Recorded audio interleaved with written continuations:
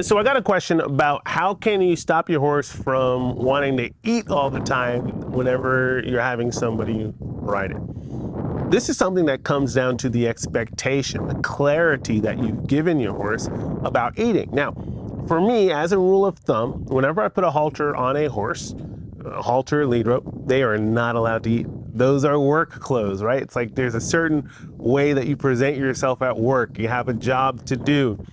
Eating is not one of them. Now, when we're done riding and all that stuff, I'll turn you loose. If you want to go eat or graze in a pasture, great, that's fine.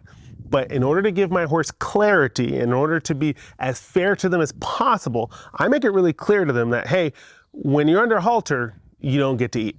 And because I have that consistency and I'm very clear, if they go to try to get a piece of, I'm bumping them on the halter saying, no, no, no, no, no. Or I might even just go to doing an exercise, right? They go to get a piece of grass and I got to catch it before they get there.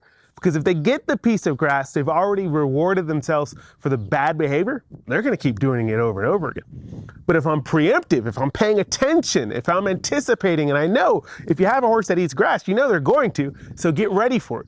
The moment they go to get that grass, I might start backing them up all over the place, making them work, saying, hey, see, going for that grass wasn't the treat you expected. In fact, it made you do a lot of work.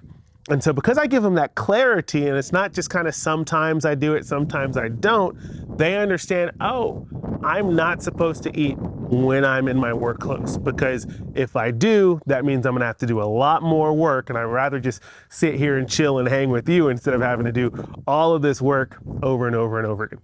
So for anyone who has a horse that eats grass all the time, the reason for that, pretty simple. It's because you let them.